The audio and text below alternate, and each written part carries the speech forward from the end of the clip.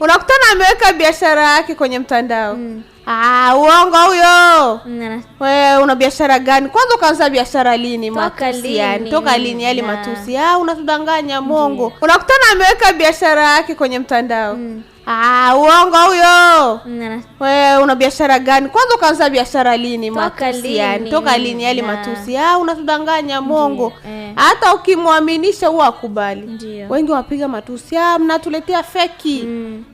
Sio vitu OG yani. Na kitu kingine Dija, hata kama bidhaa ni feki, kweli zinakuwaga ni feki hatukatai, lakini sasa unatakiwa uaminishe wale wateja wako kwamba kitu sio feki. Na ni kweli unaweza kwenda kununua kitu kaona kama kiko unique as alisema. Na kingine wafanya biashara wa mtandaoni huwa wasemi ukweli. Swadakta. Unakutana ndo nguo yake imetoka Dubai anakuambia ni Turki. Kiatu kimetoka Dubai. Yani kama unaweza kuvaa hiyo dira yako wasema ni from Dubai. Tanzania. Mimi nimevaa hii shati yangu. Labda inaweza kuwa yani kwenye kombo. Mtumba. Lakini anasema ni from wapi? From Holland.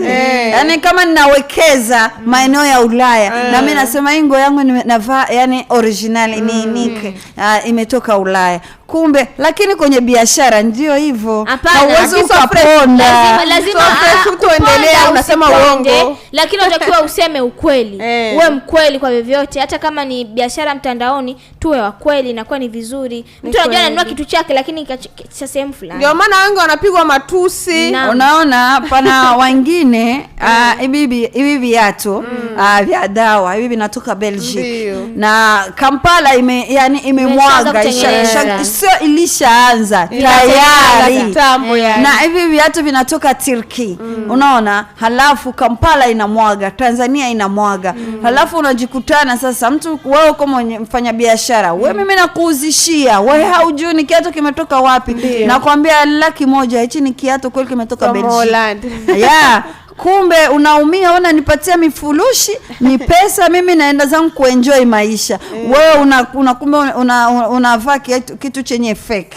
Sio original. Ndio maana nakwambia ukweli ni kitu muhimu kwenye biashara. Si biashara tu za mtandaoni, hata biashara kawaida unatakiwa uwe na ukweli. Useme ukweli. Na vile Gisi Rahma amesema kusikana hapana wa mwizi katika mitandao. Yani ni wengi sana. Kabisa. Kama mtu anaweza kachukua account yako, pana watu wana ujuzi kwenye mitandao. Unaona? Kama vile mimi, pana mtu unaweza nasema example.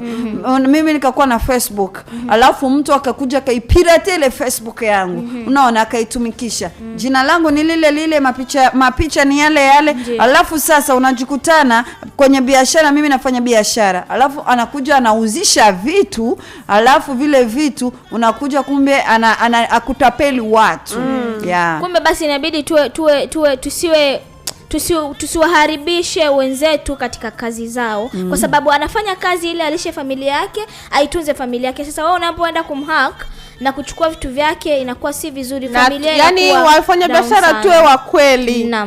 Tujue biashara yetu inaenda kihalali. Kama ni ya Uturuki ya Uturuki, kama ni ya Uganda, kama ni kanga ya Mchina ni Mchina, sio original. Kama ni dira ya from Tanzania ni ya Tanzania, sio Dubai. Na kama ni kitenge cha hapa nyumbani ni cha hapa, sio sema ni cha Tanzania, ni Kongo vile. Basi sikiliza ngoma ya Isudi ni Isha Mashauzi vile.